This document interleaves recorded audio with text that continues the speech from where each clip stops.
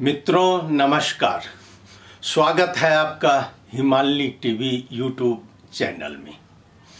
मैं हूं सच्चिदानंद मिश्र काठमांडू से। मित्रों, मैं आज आपके समक्ष बात कर रहा हूं कुछ सनातन धर्म और हिंदू धर्म क्या है और इस पर उठे सवालों पर। क्या सचमुच सनातन धर्म समाप्त हो जाएगी और क्या अगर नेपाल हिंदू राष्ट्र बना तो यह भारत के शरण में चली जाएगी? ऐसा ही बहुत सारा प्रश्न है जो कि आज सनातनियों पर लगातार प्रहार हो रहा है। मैं इसी पर चर्चा कर रहा हूं और ये दोनों सनातनियों, भारत के भी और नेपाल के भी, भारत में भी बहुत जोर से चर्चा है। खास करके अगर देखा जाए तो ये भारतीय जनता पार्टी का जो 3 राज्यों में महाविजय हुआ है, उसको लेकर भारत के हिंदू विरोधी तत्व एकजुट हो रहे हैं। और ये भारत के ही नहीं और नेपाल के ही नहीं, ये विश्व भर के हिंदू उससे अभी डर गए हैं। हाँ, एक तो है कि उनको एकजुट होने का उनको अवसर मिल गया है। तो विश्व के हिंदू अगर एकत्रित हो जाते हैं तो क्या ये हिंदू विरोधियों को कुछ चलेगी? हमें ये सोचना बहुत जरूरी है।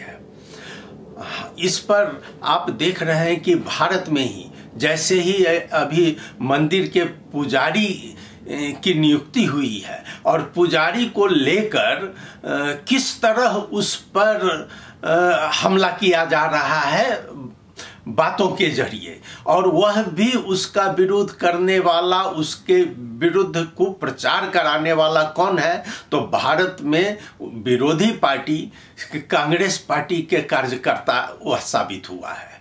वह इस तरह का कुप्रचार किया है। अब कल तक की जो समाचार है उसमें तो उसको गुजरात सरकार ने गिरफ्तार कर लिया है। लेकिन जब हम सनातन धर्म की बात करते हैं तो मैं आपको आज कुछ पंक्तियां नेपाली में भी सुनाता हूं। और हमारे नेपाल की राष्ट्रभाषा है नेपाली। देखिए, जैसे ही 4 राज्य में जीत की घोषणा हुई भारत में, नेपाल के हिंदू विरोधियों यानी कि कुछ पुराने जो यूरोपियन कंट्री का बैकिंग है, उन लोगों का इस पर प्रहार होना शुरू हो गया है।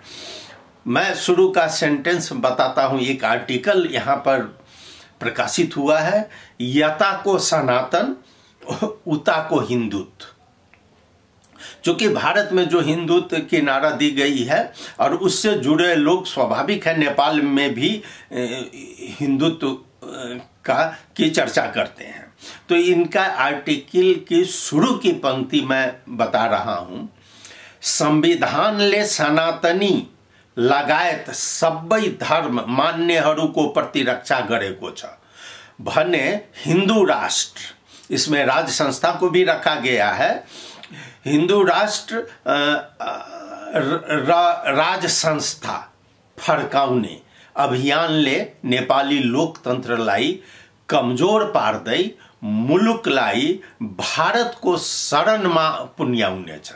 देखिए, यह कितनी बड़ी बात है और किस तरह यह अनर्गल प्रचार किया जा रहा है। और यह भी नेपाल की सबसे बड़ी ऑनलाइन खबर है, उसमें इनका आर्टिकल आया है। ये साहब कौन है तो मैं इनकी बात बता देता हूं। मैं नहीं, ट्विटर पर यहाँ के वरिष्ठ पत्रकार पंकज दास ने कुछ दिन पहले ट्वीट किया था। मैं उसकी पंक्ति पढ़कर पंकज दास की पंक्ति मैं आपको सुना रहा हूँ। बौलाहा कुकुरले टोकेपछि यस्तै यस्तै कुराहरू दिमागमा आउँछ। डलर मनीलाई डलर नपचेर मानसिक सन्तुलन गुमाइसकेका छन्। इनको उपचार को संपूर्ण व्यवस्था गर्न सरकारसँग जोरदार माग गर्दछु। यदि सरकारले गरेन भने साझा यातायातको भ्रष्टाचारमा कमाएको पैसाले भए पनि इनको उपचार आवश्यक देखियो। ये पंकज दास का ट्वीट है। इसमें उन्होंने एक नाम दिया है, ये फेक नाम है, जैसे डॉलर न पचेरा उनका नाम डॉलर मनी बताया गया है, लेकिन वास्तविक बात वह नहीं है। उनका नाम है श्री कनक मणि दीक्षित, यानी कि यहाँ के बहुत बड़े पत्रकार हैं, बहुत बड़े साहित्यकार भी हैं और बहुत बड़े धनाढ़ भी हैं। इन्हीं के पैसा से, और यही यातायात साझा यातायात संस्था के अध्यक्ष भी है, इसीलिए पंकज ने इस पर अपना कमेंट किया है। अब इसका इस तरह से अनर्गल प्रचार इसमें किया गया है, जो कि आपको मैं कुछ सुनाता हूं कि आज हिंदू राष्ट्र को लागि वकालत गर्नेले जनता को भावना बोलछन् भने छैन। मतलब जो हिंदू राष्ट्र का वकालत कर रहे हैं वो जनता की भावना के अनुरूप नहीं कर रहे हैं। वह सोशल मीडिया में अपना नाम गिनाने के लिए और देश में उत्तेजना फैलाने के लिए, ये कनक मणि जी का आरोप है। जो हिंदू की बात करता है, हिंदुत्व की बात करता है, वो देश में उत्तेजना फैलाता है। उन्होंने बहुत अच्छा गणित का शब्द प्रयोग किया है, व्यापारिक अल्गोरिदम ले बढ़ावा दिने गरेकोले एक संकीर्ण तबका को बोली जनता को आवाज भनेर कसै कसैले दाबी गरिरहेका छन्। यानी कि इनके अनुसार हिंदूवादी जितने हिंदू की बात करते हैं वह संकीर्ण तबका के लोग हैं। ये कनक मणि दीक्षित जी के आर्टिकल में, बहुत लंबी आर्टिकल है ये। अब उन्होंने आरोप अपने देश को तो देखा नहीं, आवाज तो नेपाल में उठ रही है, लेकिन उन्होंने कैसा शब्द प्रयोग किया है मैं वह भी बताता हूँ। वो भारत के स्वयंसेवक संघ और उसके भातृ संगठन भारतीय जनता पार्टी पर इसका आरोप थप दिया है कि ये दोनों भारतीय स्वयंसेवक संघ और भारतीय जनता पार्टी जो है सो अपनी प्रतिरक्षा के लिए उत्तेजित नारा देकर चुनाव जीते हैं। उनका ये भी मानना नहीं है, जो बीजेपी का बहुमत आया है जन सैलाब उसके पक्ष में है, वो नहीं, ये कह रहे हैं कि उत्तेजित नारा देकर भारतीय जनता पार्टी चुनाव जीता है। और उनका मानना है कि पर्याप्त विश्व दृष्टि, वर्ल्ड व्यू, ये इस सेंटेंस को जरा सुनिए, पर्याप्त विश्व दृष्टि वर्ल्ड व्यू न बोकेका आम नागरिकलाई रिलीजन को अफीम खुआएर, ये दीक्षित साहब क्या कह रहे हैं कि पर्याप्त विश्व दृष्टि वर्ल्ड व्यू न बोकेका आम नागरिकलाई रिलीजन को अफीम खुआएर पाकिस्तान को उग्रवादी मुल्लाहरूले बोक्ने इस्लामिक राजनीति जस्तै हिंदुत्व भित्राएका छन्। ये देखिए ये कितनी बड़ी बात है। ये आरोप लगा रहे हैं कि जिस तरह पाकिस्तान के मुल्ला को अफीम खिला खिलाकर आतंकवादी तैयार किया जाता है, बस उसी पारा में यहाँ पर नेपाल में हिंदू को अंदर लाया जा रहा है। ये एक विद्वान की बात है जो नेपाली विद्वान में अच्छे गिने चुने माने जाते हैं। ये उनका आगे का पंक्ति है कि हिंदुत्व को पछि दौड्ने चर्का भाषणबाजबारे यति भन्न सकिन्छ उनीहरूलाई नेपालको स्वतन्त्रताको इतिहासबारे ज्ञान बुझाइ र भरोसा छैन। हिन्दूपन र हिन्दुत्व पर्यायवाची भनेरै पेश गर्न चाहन्छन्। अब इनको ये जो बता रहे हैं इसको सब ज्ञान तो इन्हीं को है। अब वास्तव में आजकल के जो अपने आप को विद्वान कहता है वो अपने सामने में दूसरे को विद्वान नहीं मानता है। वह समझता है कि मेरे सामने मूर्ख ही है, सभी मूर्ख हैं। तो वही इन्होंने इसमें अपने आर्टिकल में लिखा है। दूसरी बात यह उन्होंने यहाँ पर चर्चा की है कि जैसे राम मंदिर जो अभी निर्माण हो रहा है, जो सभी के आस्था का केंद्र है प्रत्येक हिंदुओं का, उसके बारे में उन्होंने लिख दिया है कि बाबरी मस्जिद को भटकाए माने बाबरी मस्जिद को जबरन गिराकर वहां पर राम मंदिर बनाया जा रहा है, इनका आशय। और उन्होंने आरोप लगाया है कि उसी के लिए नेपाल से, राम मंदिर के लिए नेपाल से शिला, काली गंडकी का 2 शिला यहाँ से तैयार करके वहाँ डिलीवरी किया गया है। इन्होंने नेपाल के हिंदुओं पर, खास करके जो काली गंडकी से उतना विशाल जुलूस के साथ शिला लेकर अयोध्या पहुंचे थे लोग, उन पर इन्होंने कटाक्ष किया है कि ये हिंदुत्व, क्या यही हिंदुत्व है? उनका कहना यही है। अब इस तरह ये जो इस पर आरोप प्रत्यारोप कर रहे हैं, इनका बहुत लंबा आर्टिकल है, जिसमें कि इन्होंने, जैसे स्पष्ट लग रहा है कि कहीं से प्रायोजित है ये, और उनका नाम, एक छद्म नाम तो पंकज ने दिया है कि डॉलर मनी कहकर, लेकिन यह कनकमणि दीक्षित का नाम हर जगह मानव अधिकारी के रूप में जाने जाते हैं ये, और ये अध्यक्ष हैं व्यापारिक संस्था साझा संस्थान के। ये बहुत बड़े आदमी हैं। इन्होंने आगे केवल सनातन धर्म को समझाना चाहा है, और सनातन धर्म क्या है, नेपाल में कैसे आया है, इनका अपनी बुझाई है। और उस हिसाब से ये चाहते हैं कि नेपाल में, इन्होंने आरोप भी लगाया है कि नेपाल में जो सनातन धर्म है, उस धर्म को, इसके पक्ष में अब राजनीतिक लोग चुप हैं। इनका राजनेताओं पर आरोप है कि जब आपने संविधान में हस्ताक्षर किया है धर्मनिरपेक्ष पर, तो अभी आकर, जैसे प्रधानमंत्री पर का नाम लेकर रखा गया है, केपी शर्मा ओली को भी कहा गया है, और शेर बहादुर देउपा को भी कहा गया है कि इतना हिंदुत्वबाजी हो रहा है, इस पर ये लोग चुप क्यों हैं? इनका प्रश्न यही है कनकमणि दीक्षित जी का। अब मैं आपको जानकारी दे दूं कि कुछ ही दिन पहले एक सर्वदलीय बैठक हुई थी, जिसमें प्रधानमंत्री और शेर बहादुर देउपा जी भी थे।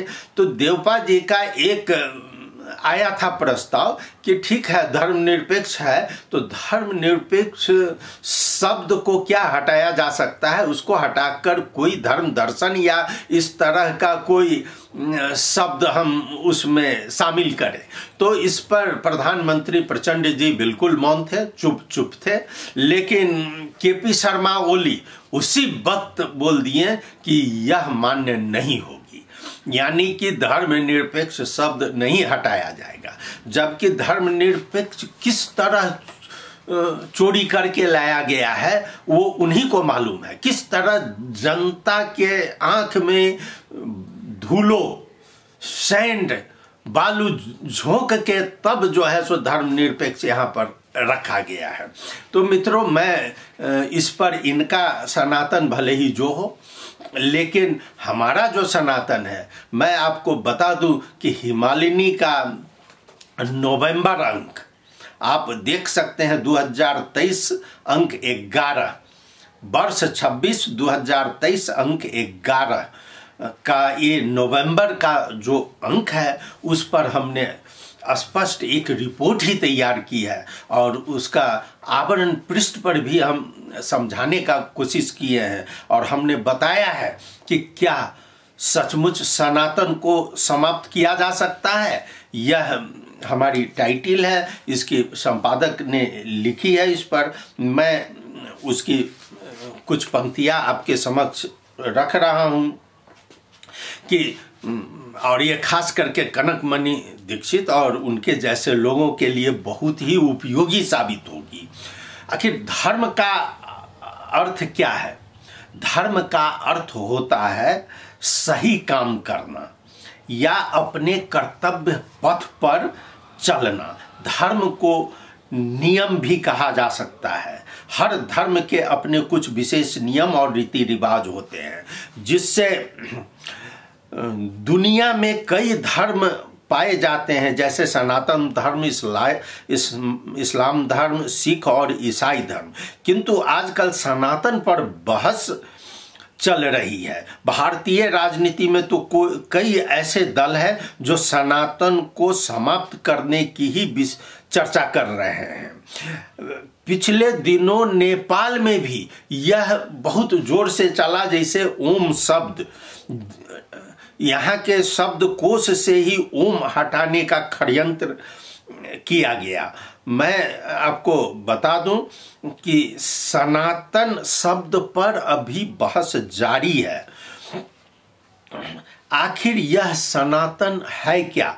इस चीज को आप भली भांति सुन लें। खास करके वो जो सनातन विरोधी हैं उनको बहुत काम लगेगा कि सनातन धर्म क्या है। आखिर क्या सचमुच सनातन को समाप्त किया जा सकता है? तो इसका जवाब यही है कि सनातन तो बस ऐसी ही सोच है कि इंसान को सांसों के बगैर जिंदा देखना मुश्किल है। यह सांस की तरह सनातन चल रही है। अगर विज्ञान की भाषा में कहा जाए तो विज्ञान के शब्द में इसको तो आप समझ सकते हैं कि ऑक्सीजन के बगैर जीवित रहने की कल्पना करना। ये सनातन का अगर सही माने में पूछा जाए तो यही आशय निकलता है। मित्रों, मैं सनातन की, अब जैसे इस पर नेपाल में जो बौछार हो रहा है कि सनातन तो हाल ही में आया है, ये नए लोगों का प्रोडक्ट है, सनातन के नाम पर प्रचार कर रहे हैं। लेकिन आप यह बात जान लें कि सनातन कब आया है, कैसे आया है। मैं विस्तृत में नहीं, सनातन धर्म को हिंदू धर्म या वैदिक धर्म के नाम से भी जाना जाता है। इसे दुनिया के सबसे प्राचीनतम धर्म के रूप के तौर पर सभी जानते हैं। अब अगर उस सवाल पर जाए कि ये धर्म कितना पुराना है, तो इसे लेकर अभी अलग अलग दावे जरूर हैं। अब कुछ लोगों का और कुछ मान्यता ऐसी है कि इसको 12,000 वर्ष पुराना तो माना ही गया है, लेकिन कुछ लोगों के मुताबिक और कुछ शोध के मुताबिक इसे 90,000 साल पुराना भी कहा गया है। अब इतना साल पुराना यह धर्म है, इसका सब मिल रहा है, आप अनुसंधान कीजिए, हर चीज मिल, और उसके बाद इसके खिलाफ नेपाल में प्रचार हो रही है। तो सनातन धर्म का असली अर्थ क्या है, यह जानना बहुत जरूरी है, खास करके उन विरोधियों के लिए, उन कुप्रचार करने वालों के लिए। सनातन धर्म उस समय से है जब कोई संगठित धर्म का अस्तित्व नहीं था, और क्योंकि जीवन जीने का कोई दूसरा तरीका नहीं था, इसलिए इसे किसी नाम की जरूरत नहीं थी। इसके बाद धीरे धीरे संगठित धर्मों का निर्माण हुआ। सत्य को ही सनातन का नाम दिया गया है। सनातन शब्द सत्य और तत् से मिलकर बना हुआ है, जिनका अर्थ यह और वह होता है। सनातन धर्म को मानने वालों को ही हिंदू कहा जाता है। 19वीं सदी में और उसके बाद इस सनातन धर्म को इस्तेमाल हिंदू धर्म को बाकी धर्मों से अलग एक धर्म के रूप में दर्शाने के लिए किया गया। सनातन का शाब्दिक अर्थ है शाश्वत या सदा बना रहने वाला, यानी जिसका न आदि है न अंत है, यानी कि सनातन सत्य है। हम उस सत्य के राह पर चलने का निर्देशन देता है सनातन, झूठ के मार्ग पर नहीं। सनातन धर्म में त्रिदेव ब्रह्मा, विष्णु और महेश को प्रमुख आराध्य माना गया है। भगवान शिव के बारे में कहा जाता है कि अरण्य संस्कृति में भी उनकी पूजा की जाती है। वह समय था जब मानव सभ्यता का विकास नहीं हो पाया था। कालांतर में अरण्य संस्कृति ही आगे चलकर सनातन यानी जीने की आधार बनी। उस समय से भगवान शिव को सनातन का आधार माना गया है। अब ये भगवान शिव को आधार माना गया है। सनातन धर्म को यह कहा गया है कि यह धर्म ही है जो सबकी भलाई सोचता है। यह सनातन धर्म है। अब इसको बहुत सारा कारण हम इसमें दिए हैं और हमने इस पर एक विशेषांक ही निकाला है, आप देख सकते हैं। तो जो सनातन क्या है, अगर आप हमारा ऑनलाइन भी देखेंगे तो उस ऑनलाइन पर भी यह रखा गया है। इसकी संपादक डॉक्टर श्वेता दीप्ति द्वारा तैयार किया गया यह आलेख है। जिन लोगों को शंका हो सनातन धर्म पर, वह खुलेआम हमारे ऑनलाइन पर आप बहस कर सकते हैं। हाँ, लेकिन सत्य को आधार मानकर, झूठ को आगे रखकर तर्क नहीं होता है। तर्क आप दीजिए, लेकिन उसमें सत्यता होनी चाहिए। मित्रों, इस तरह देखा और माना जाना चाहिए कि सनातन धर्म दुनिया का सबसे पुराना धर्म है। अनेक धर्म इससे निकले हैं, इस पर कोई विवाद नहीं हो सकता। अगर कोई इसे समाप्त करने की चेष्टा करता है तो यह उसकी अपनी अज्ञानता ही कही जाएगी, क्योंकि सनातन धर्म को समाप्त करना मुमकिन नहीं है। इस समय सनातन धर्म को मानने वाले लोग दुनिया के हर हिस्से में मौजूद हैं। वे अपनी संस्कृति का न केवल प्रसार कर रहे हैं बल्कि जोरों से जुड़े भी हुए हैं। अब इस तरह जब विश्व भर में सनातन का बोलबाला है, यानी कि यह सदी ही सनातन की ओर बढ़ रही है, वहीं सनातन विरोधियों इसके खिलाफ खास करके नेपाल में एकत्रित हो रहे हैं। वह सरकार पर दबाव दे रहे हैं कि सरकार ये हिंदू का जो प्रचार करते हैं, हिंदुत्व का जो प्रचार करते हैं, उस पर कार्रवाई करे। ये कुछ इन लोगों की संख्या बहुत कम है। हम तो 90% से ऊपर हिंदू है, जबकि कनकमणि जी ने इसमें 80% दिखाया है।